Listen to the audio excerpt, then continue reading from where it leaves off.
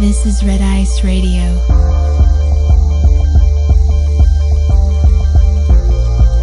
From the apparent to the esoteric.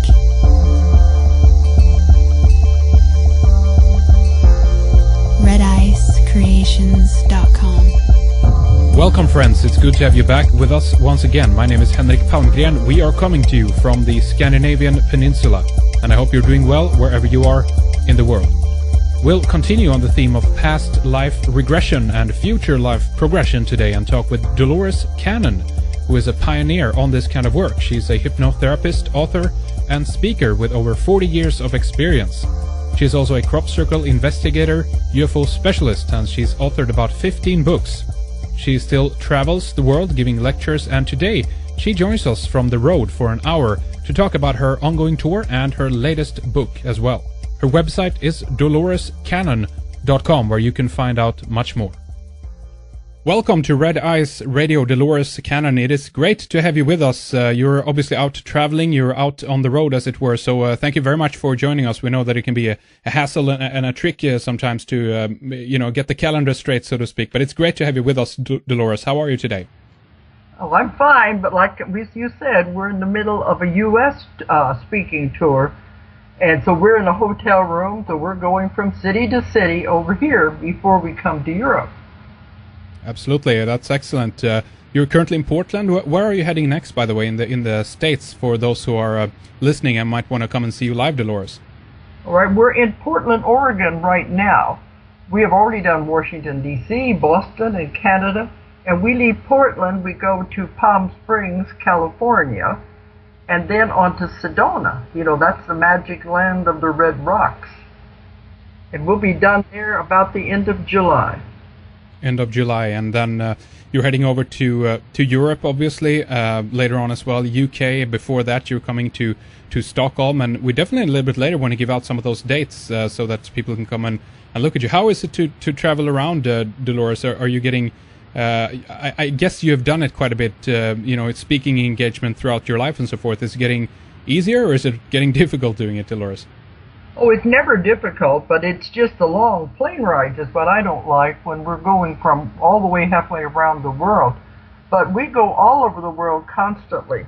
Right after the UK tour, I have to go directly to India for a big conference there. And then we go on to Singapore, Australia. I won't really be home until November, the end of November. Ooh, that's a long time, yeah. It gets to be a way of life whenever you do this, and I really like mixing with the people and having my classes. But, you rest when you can. That's the only way you could do it. That's right. And of course, in the meantime, while traveling and doing speeches and things like this, you are writing books as well. The latest one you have out now is called The Three Waves of Volunteers and the New Earth. And you've obviously been looking at the, well, shall we call them the cosmic forces that have been in play or so over the last 66 years. You have an idea that we've gotten help, obviously, from the outside in terms of preservation of the human race. And I think it's a pretty interesting sync, if you will, here, Dolores. I mean, in 1945, when the atomic bomb, or bombs actually, two of them went off in Japan, you say that there are protectors or watchers, saw that Earth was in a kind of a collision course, if you will, with disaster. But now Here we are, 66 years later, and we've had, well, if you will, Dolores, another kind of radiation disaster happening over Japan. What's going on there, Dolores? What do you mean, with the radiation or what? Yeah, with the interesting aspect that we've 66 years later, with this strange situation when we have a dangerous radiation situation in Japan again. Is it coincidental? Is it an accident? What do you think it is? No, we had Chernobyl in between. We've had other nuclear disasters also since the big one in 1945. We've had several others that have spread radiation all around the world. They said the one in Chernobyl was actually spreading much more than the one in Japan right now. Well, these are all things with the Earth is making its changes. But, my work with that, we talked about 1945, that has all come about through my work with hypnosis. Because, I'm not a channeler, I'm not a psychic. All of the things I write about in my 16 books have come from my actual cases that I do in my hypnosis in past life regression. And I get lost information, I get new information, and I have to put it all together.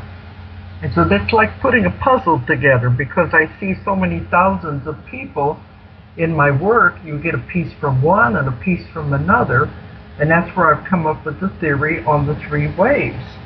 And it began back then, but that's whenever the volunteers began coming in, they began being born. You know, what we call the baby boomer generation is all part of that.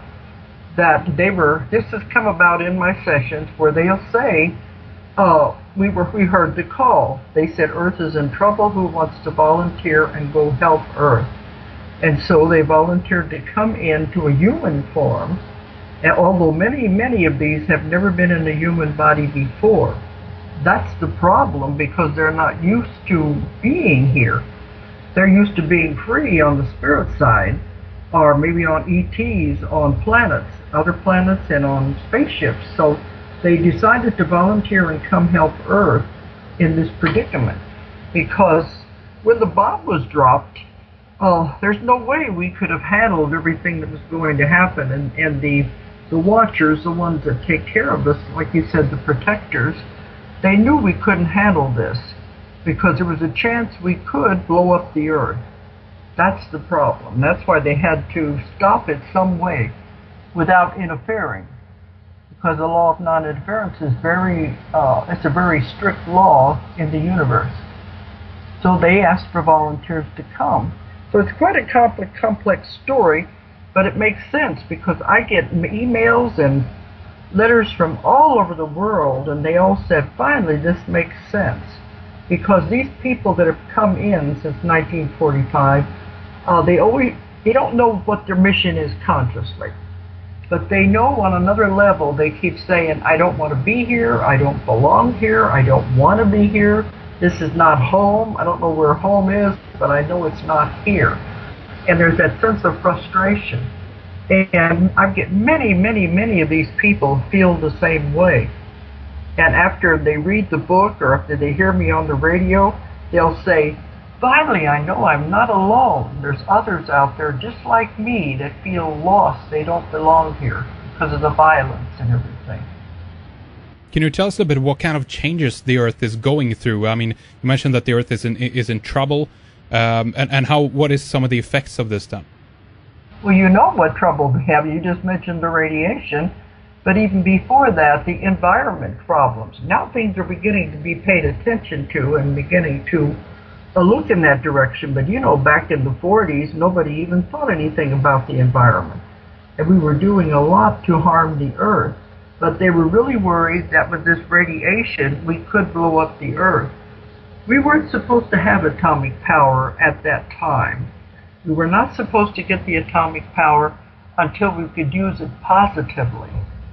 But when it came in as a weapon, and that was not the way it was meant to be. So that was what they were worried, because we wouldn't know how to use it, we could destroy the Earth. So they had to bring these people in to more or less calm things down and change the energy of the Earth. Because you remember, we had just gone through that horrible Second World War.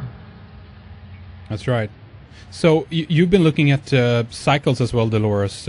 It seems that we've gone through similar, changes or similar cycles, if you will, of the same actions in the past. I know that you've tied in ancient civilizations beyond, if you will, our most recent civilization, and it seems like we're almost back in the same kind of situation. If you read some of the material that has come to us from Atlantis, Lemuria, other types of civilizations as well. We're now on the brink where we begin to tinker now with the genetics and very, very powerful, weaponry, if you will, as well.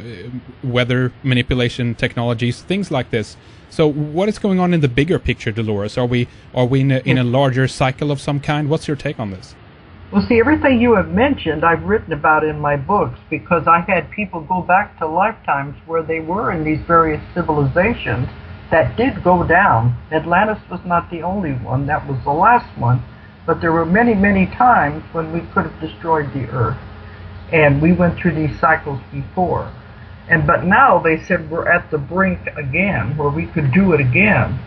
That's why it is a definite cycle. And the genetics, all of these things were done at Atlantis. And in my work, they kept saying, we don't want this to happen again. You're pushing it toward that edge again. So we don't want this to happen. So they're trying to keep it from happening by bringing in these new souls who don't have the karma. They are not caught on the wheel of karma, where they're caught up in all of these things that are happening. The main thing is to stop it now and change direction, and that's what these new souls have done, because they said, finally, we have tipped the scale. They're not so worried about it anymore.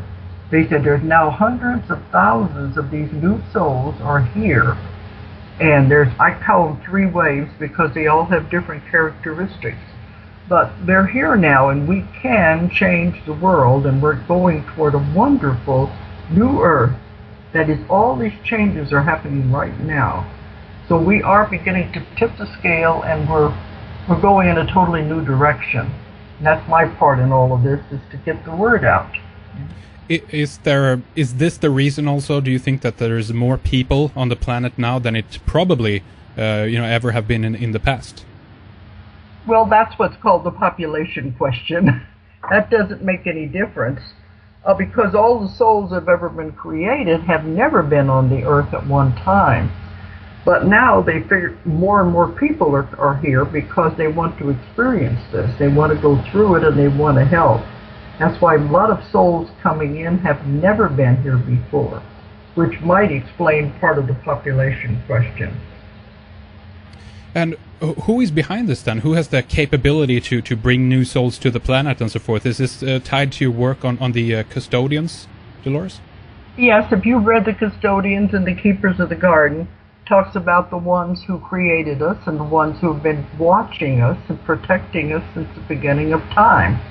And there are councils. There are councils over everything. There's councils over the Earth. There's councils over the solar system, over the galaxies, over the universes. There's definite rules and regulations, and that's what these people are instructed by. And people say, well, where's God in all of this? God is very much a part of it, because God is the one who's giving them the main instructions to go and do this. Now, every planet has it's like a history in these councils. They keep records of everything that happens to every planet, especially once life has been introduced on that planet. And it's like a history of the Earth. So they know exactly what's going on. So they're the ones that decide. And that's why whenever this happens, they have this law of non-interference. They can't interfere. They can't just step in and say, hey, you're messing around with something that's going to destroy you, because that's the law of non-interference into a civilization. So they didn't know how they were going to do it. So these ones that watch us and take care of us went back to the council and told them what was happening, and they came up with this brilliant plan. We can't interfere from the outside. Maybe we can influence by the inside, by asking, is there anyone who wants to come and help who are not caught on the wheel of karma? The new souls, the pure souls who have had nothing to keep them from doing this. But these people, they don't know it consciously. That's the problem, and they're very mixed up because they don't understand why they're here. So are you saying, Dolores, in one way then that the new souls that are coming in have something, obviously they're different than the souls that have been here already? Does that mean that the older souls, if you will, then have been so long maybe in the cycle of reincarnation that they are not capable of doing certain things that the new ones are, or what's the difference there?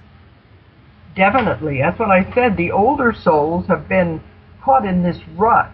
They're on the wheel of karma, keep making the same mistakes over and over again through many, many different lifetimes, and they just haven't got it figured out. All they do is keep doing the same things over and over. And the only way to save the earth is to get out of that cycle of the reincarnation and the wheel of karma. They've got to the point where they can't do it. They've accumulated too much. So you bring in souls that have no karma, it would work much better. And when they come in, the new souls have like a sheath or a covering over them, so they will not accumulate karma. They won't draw it toward them. They want to do their job and then get out of here. They don't want to be stuck here. But they're doing a lot of help to the old souls because they're helping them to understand on another level. You can't just come out and talk to people about these things because they wouldn't understand. But they are providing a very valuable service just by being here and sharing their energy. It's a very powerful energy that's going to help the earth and will turn a lot of people around. What do you see, Dolores, with the function, or I guess the reason in one way, of us forgetting the fact that we're in the reincarnation cycle? When we come here to this planet, it seems then that we are we have a disadvantage in that sense, that we don't have the memory of the past. Obviously, as you've proven with your work and so forth, there is ways to access this memory, but this is not obviously available. Well, it's available, but it's not known or rejected actually by most people, if you will. But what do you see the function of just that loss of memory being? It's a very valuable function. This is a school you have chosen to attend. It's an earth school, and you have to go from class to class. And this can take, many lifetimes, because you have to be everything before you are finished, and you have to experience everything. So that's why each thing that happens, if you don't build up karma, you move on to the next class or the next lesson. But if you fail that grade, that class, you have to take it over again. That's where the karma comes in.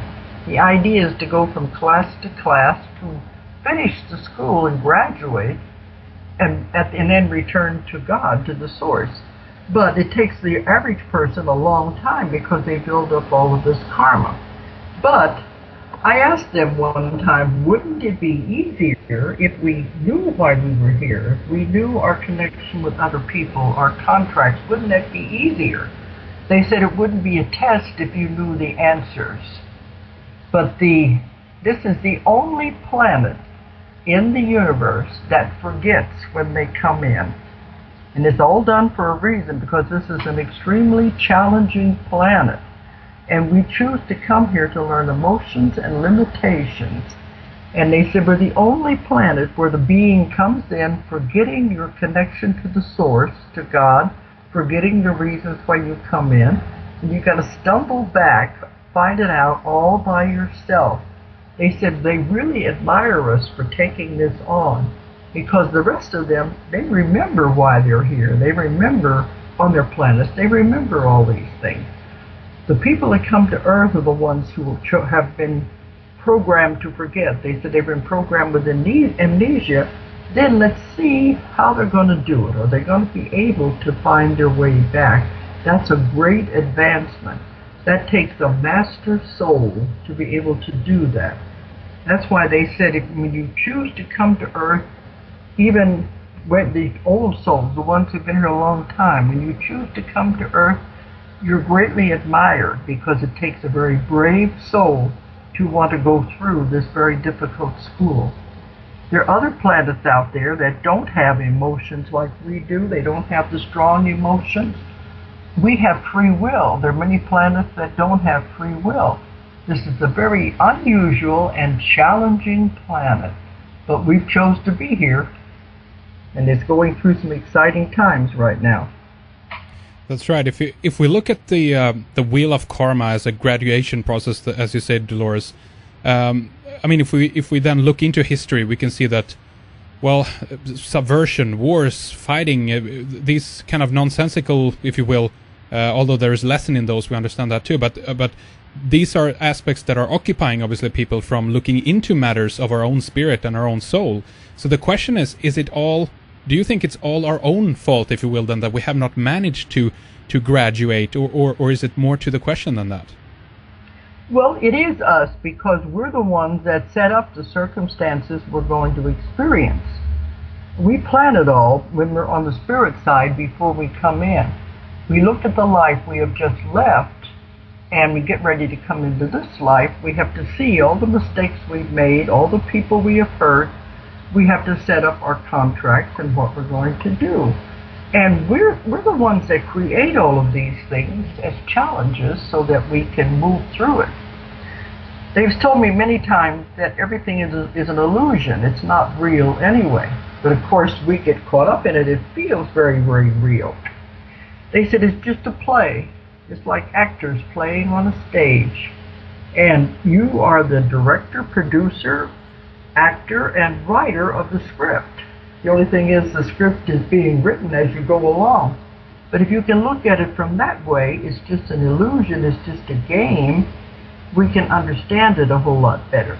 But we're moving away from the violence and the wars because that belongs in the past. That's what they say, the veil is lifting, the awakening. It's because the veil is thinning, we're beginning to remember more. We're beginning to understand why we're here. So there's big changes that are getting ready to happen.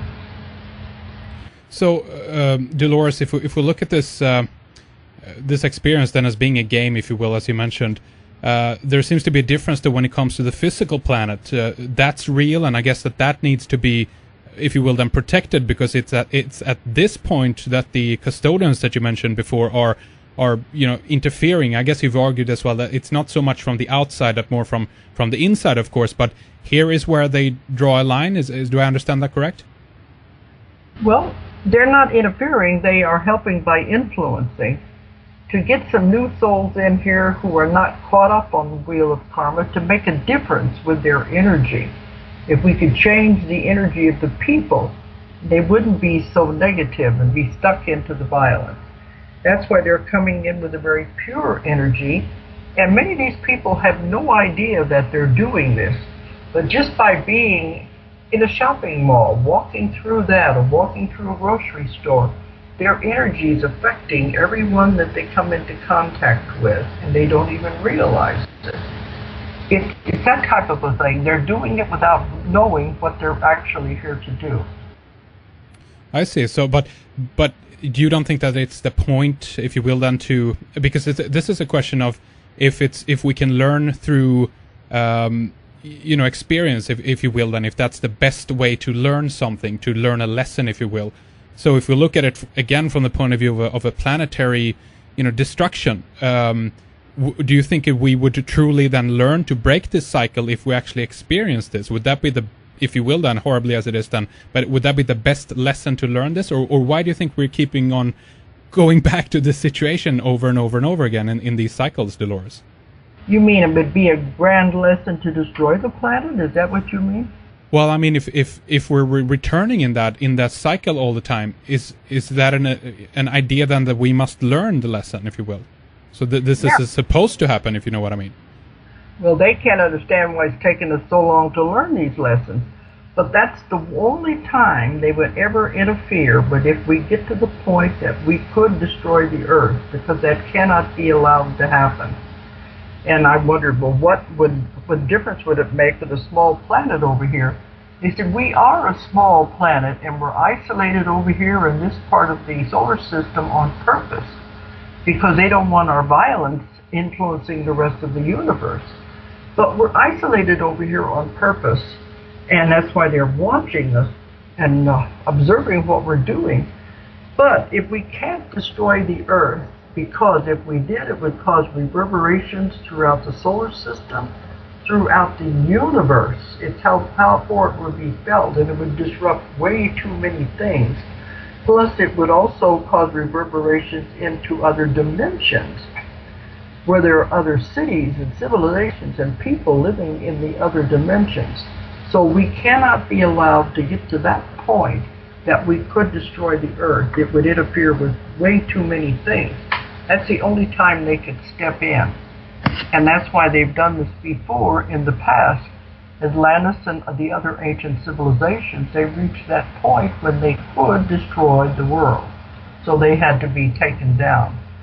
But that's why they don't want it to happen this time. And they decided it takes too long to rebuild. When something like that happens, you start all over again from the primitive stages up. They want us to continue because there's a great future ahead of us.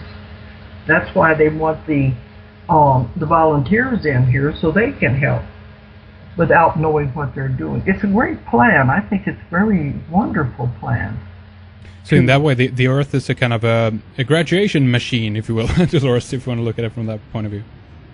Yeah, but you see another thing too. The Earth is a living being. It really is. It's alive. And it is getting ready to go into its next incarnation. It just takes it much longer time than we do. But it is going into a new incarnation. And it doesn't care if we go with it or not. In fact, it would much rather we didn't go with it because we're just like a nuisance. We're like fleas on a dog. Look what we've been doing to the beautiful planet. But if we choose to go, then we have to change. We have to raise our vibrations and frequencies if we're going to move with the Earth as it goes into the new Earth, into its next incarnation. So where do you see all of the violence coming from? Why is mankind then so violently prone, and why do we end up in this situation all the time, Dolores? Look where we came from. You know, we were created from animals. So that animal nature is still in there. Even though it's been, hopefully in modern times we have pushed it aside, we have still not succeeded in erasing it. The animal nature is still there, and the people still revert to that. That's why they want this new energy to stop that, to move it away from it, because it serves no purpose. The violence is what makes you have to come back and do the karma over and over again. So we're moving away from that. The violence that we have now will be left with the old Earth. They said it will be left with what they have created. And it separates out the new Earth is moving into its next incarnation was going to be wonderful and beautiful. It's not at all like they talk about the end of the world. It's not that at all. It's a very slow and subtle process, and we have been in the middle of it since about 2003. It's a gradual process. But if we want to go with the new Earth rather than staying with the violence, we have to change our vibration frequency also. That's what they mean by the veil is thinning. We're reawakening. We know what we have to do. It's an interesting point that you bring up in terms of the animals and all that, because on one level I see that mankind hold so much more violence than many of the animals do on our planet. I guess obviously that has to do what animal potentially then that mankind has mixed with genetically, but I mean, does that mean that all the animals on the planet hold the same level of violence that we do, Dolores? Well, I don't think so. I think man has surpassed them as far as violence is concerned. It was a lesson to be learned there, I suppose, as they created as they went along, but it was never supposed to be that way. And it won't be that way in the new Earth. So, can you tell us a little bit more about the new people then coming in, the 3 waves of volunteers that you talk about in the new book, and also would be interesting to know how we would, I guess, recognize some of these people? You wouldn't recognize them. They will know themselves. That's where the emails keep coming in. They'll say, I know, I'm first wave, I'm second wave, because finally it's making sense to them. Right? Remember, these are people who had the memories erased when they came in. When they were asked to volunteer, they'll say, oh yeah, I want to go help.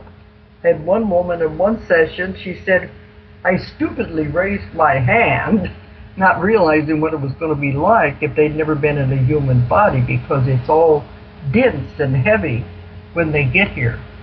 No, the first wave, we figured started being born somewhere around the end of World War II. So they'd be in their 50s, early 60s, 40s, those age groups. And they really don't want to be here. They don't like it. They don't understand the violence. They don't understand, they don't like it, they don't understand it, they don't understand strong emotions like hate and anger and fear. It frightens them because they've never experienced it. On the planets and in the places they came from, they didn't have it. It's an earth thing. So it frightened them. So they don't like that. And many of these people have good families, they have good jobs, but yet they've tried to commit suicide because they really don't want to be here in this world. And they're always saying, I want to go home, but I don't know where home is. I just know it's not here. So it's a feeling of confusion. And I have many, many of these clients coming to me that they don't really realize where it happened, where it's coming from. But during the session, they go back to what is their true home, and they realize they just came here to help. But that's the first wave, had it the hardest. The second wave, I guess you would say, would be in their 30s, 20s, somewhere in there. It's very hard to put exact dates on these. And they have it much easier. But with them, it's more like we're called an antenna, a generator, a channel of energy, positive energy. And they're the ones that influence everyone around them just by their energy. They don't know this consciously. But they come to me and they'll say, well, I want to know what I'm supposed to be doing with my life.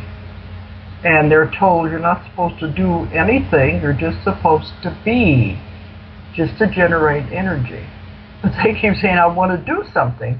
They are doing something by just being and existing. And a lot of these people work from home.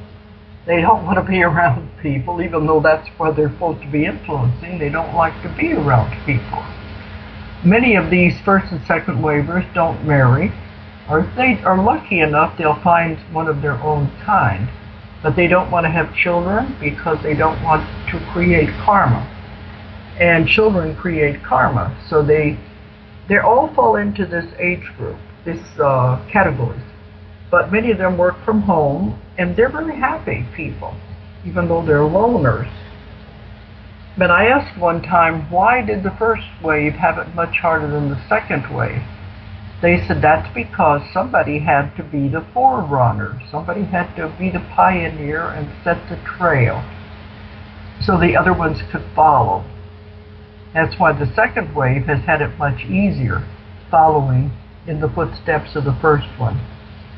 But I hear this so many times, people saying, I don't want to be here, I don't like it here, what's wrong with me?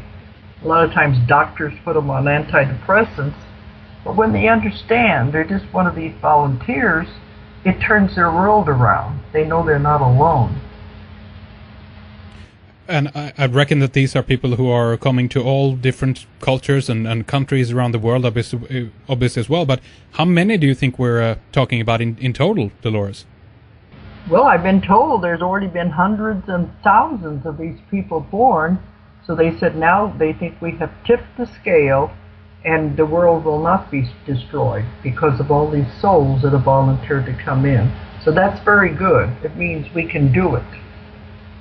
So that's interesting. Where are we now then, as we mentioned before there, 66 years later? What is next in this process? Does this mean that, let's say, if we take the antithesis to a person that you currently have been describing, someone who is more heavy and aggressive, and someone who don't want to go along in these changes, what will happen with those people, Dolores? They'll stay with the old earth. They'll stay with what they have created. Because they said the vibration and frequency, it's changing now. It's been changing since 2003, gradual process. But those who will not change their vibration to move on, it can't happen suddenly because it would destroy the body. It has to be done gradually. So if they're not going to change, we're not supposed to make anybody do anything. If they feel they want to stay with where they are in the negativity, that's all right. That's where they will be. But they said eventually they'll all get there. But there's not to worry about it. But those who I work with and I speak with, I have my own radio show, so there's many of these. They say they know something is happening. They know something is changing. They're the ones that are moving into the new earth, into the whole new wonderful thing that's happening right now. So there's a schism, obviously, that you talk about. I've heard this in many different ways, obviously from other people as well. That it's a kind of it's a split that is happening because of a frequency change. Now, do you think that means that we actually have, it's the same planet, if you will, that we're on, but these worlds will drift so much apart that we're going to have two different than, if you will, human beings living on the same planet, but they won't interact with each other in the same way anymore. They might not even see each other. Is that what's happening, or would you describe it in any other way, Dolores? Well, it's complicated to explain. Part of what you said is correct, and part of it is not. It's hard to understand. It won't be on the same planet. Those who have moved on will be in like two separate Earths, as the one moves into a new dimension. And the ones on the old Earth won't even be aware that the other ones have gone on. It is a separation in that way. Interesting. It's in the Bible, you know, from the book of Revelations, where it talks about the new heaven and the new earth, and that two people will be sleeping together, and one will be taken, one will be left. Two people working side by side, one will be left and the other taken. That's what it's talking about. So you're talking about the rapture in one way? Well, you know, the rapture is not even mentioned in the Bible, but if you want to call it that, that's what it is. Interesting. But, yeah, it is the same thing. It's just that when St. John had the vision on the Isle of Patmos, he didn't realize it was going to be thousands of years before the earth reached that point that it wanted to evolve on its own, to go into its own incarnation. So it's moving into a separate earth. And if we want to go with it, we have to change our vibrations and frequencies to match it as we separate the two worlds. It's complicated. That's why I've spent several years trying to get the answers. They told me you will never have all of the answers because they said they don't know. This has never happened before in the history of a universe, that an entire planet will move into another dimension.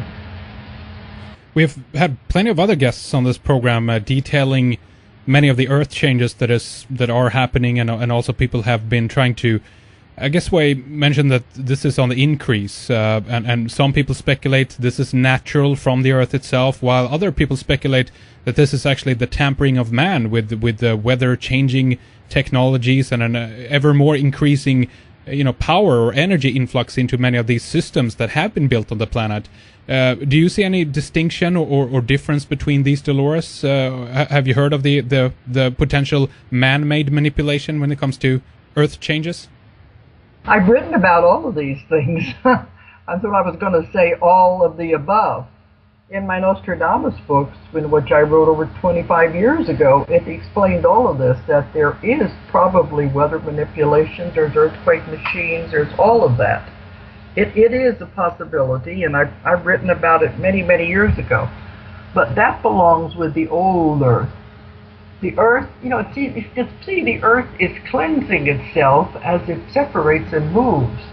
Look at all the water things. I don't know if you have it over where you are, but in America we've had terrible, terrible floods in the last several months that we've never had floods before. In addition to the terrible tornadoes and the weather. The Earth is trying to get rid of all of the negativity, and it's moving, and it's shaking all of this off. Like I said, just like a dog with fleas. Absolutely. We have, by the way, there have been flooding in Copenhagen, pretty close to where we're at here at the moment. So it's happening in different parts of the world. We've had previously a lot in Germany and so forth as well. So the water, then, in that sense, does that represent something? What is that? What does that mean, Dolores? Cleansing. That's what they said. The water will cleanse. So it's getting rid of a lot of this negativity, a lot of the things that have been holding the Earth back. Yeah. So what do you see is next in this process, and how quick will it go, if there is such a thing? I don't know if this is timeline related, if you want to talk about that, or are we talking about more increased massive changes, or is it beginning to wind down now? Because, as you said, the shift, if you will, then has practically already happened. Do I understand that correct? We're in the middle of it now. That's why people expect something dramatic to happen. It won't be that way. It's been happening since 2003, a gradual process. You will just You won't just all of a sudden wake up and you're there. You just have one day you begin to think, things seem better, they seem lighter. It's not as negative as it used to be. It's a gradual pulling away of the two earths, separating from each other. But it's a gradual process. That's why the year 2012 doesn't mean anything, it's just a number. By that time, it's supposed to be an accumulation of energy is so strong that it will push the earth into the new dimension. But it's a gradual process, and we're in the middle of it now, and there's no way we can stop it. We have to go along with it by raising our vibrations and our frequencies. And how do we go about doing that, Dolores, if we spend a bit of time on that in terms of people who might question what that means, raising frequency? Explain a little bit about that.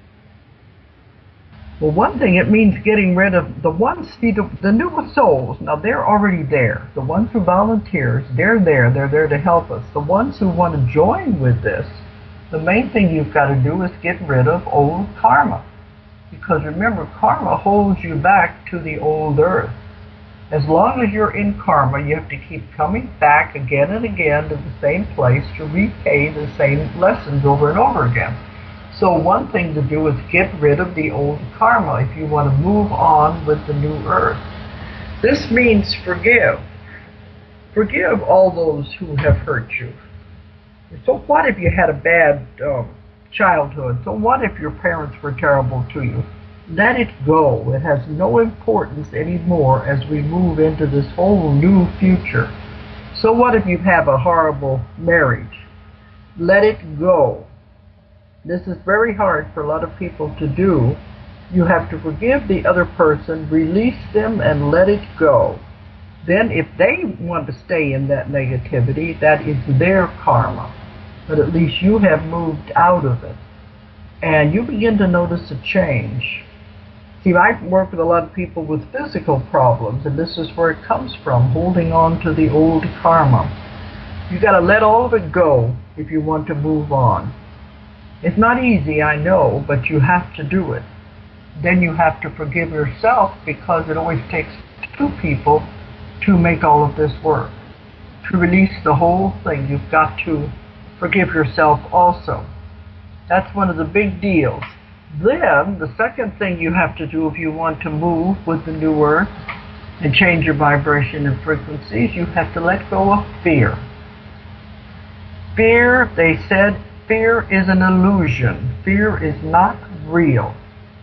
Fear is for entertainment purposes only. But if you want to buy into it, okay. He said the only thing that is real is love. So if you move toward that direction, leave the fear and the violence and all the negativity behind, then you're moving into the new earth. And you'll notice the changes in your body and your life once you begin to do this.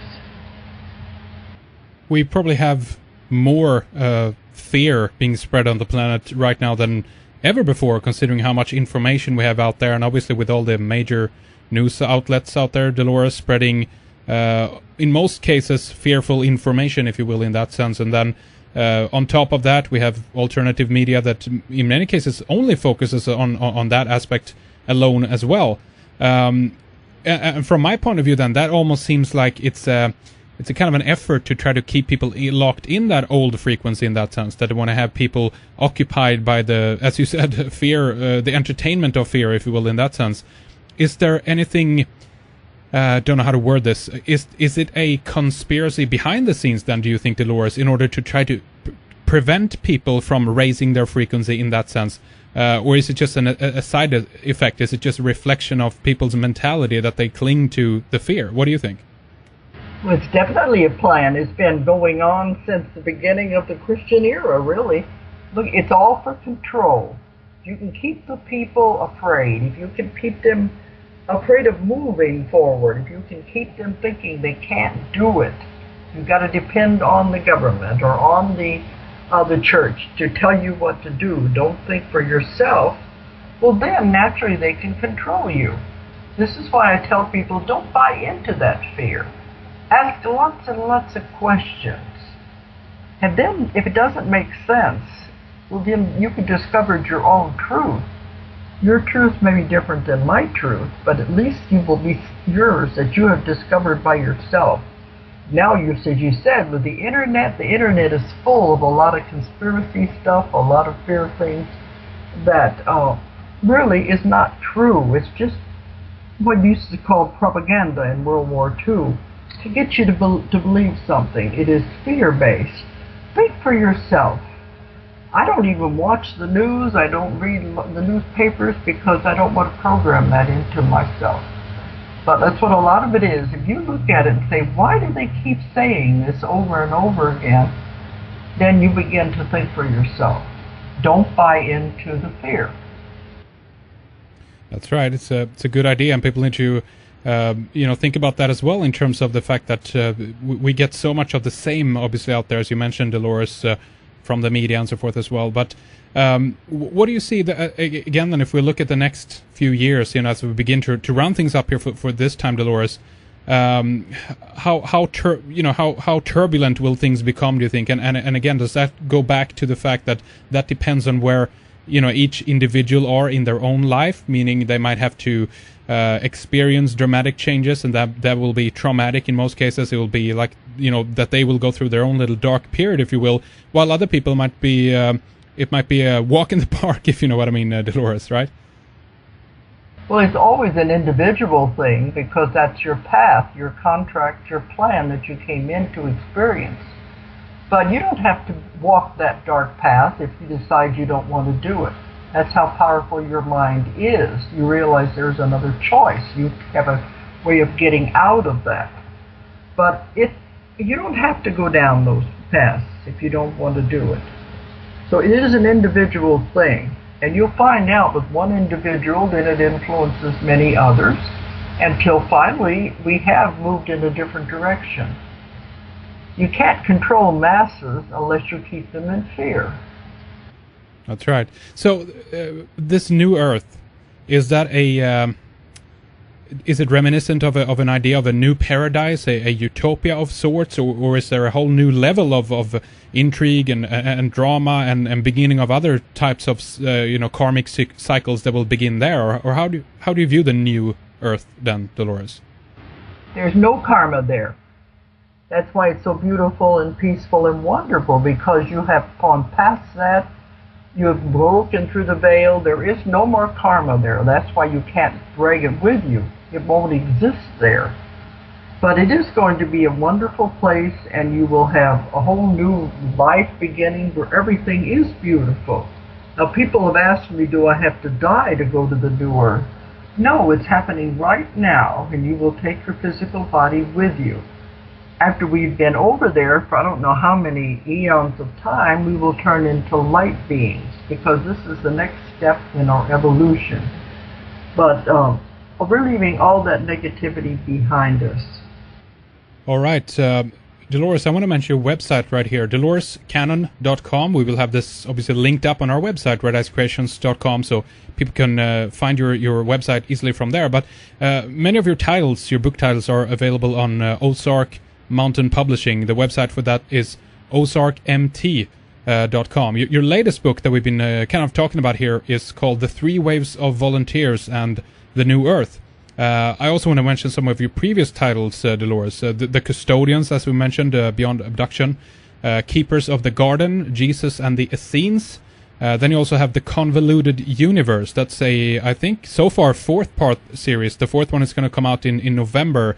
I think I understood it correctly. And then you have 5 Lives Remembered, Conversations with Nostradamus, Between Death and Life, The Legend of Star Crash, Between Death and Life, as I mentioned as well. So there's a lot of material obviously out there, Dolores, but we do want to mention here, before we round things up for this time, your upcoming speaking engagements when you're heading over to Europe, obviously. Are you going to come up to Stockholm and Scandinavia first on your European tour, or where are you going?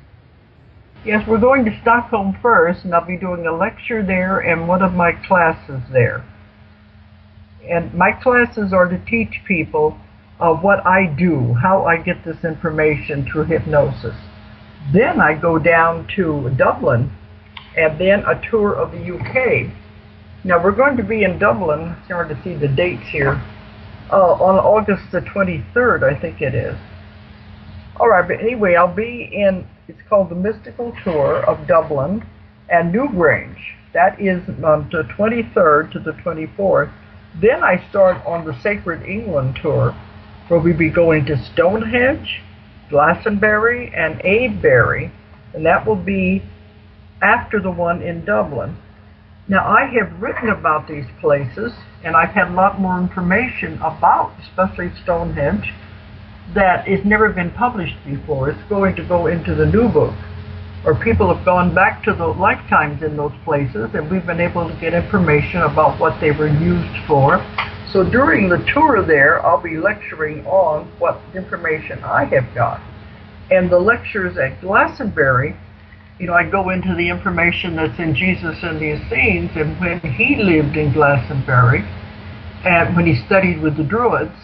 Then after that, when his uncle Joseph of Arimathea came back after the crucifixion, and they were beginning the Christian religion there, I'll have a lot of information about Glastonbury that I'll be giving at that time.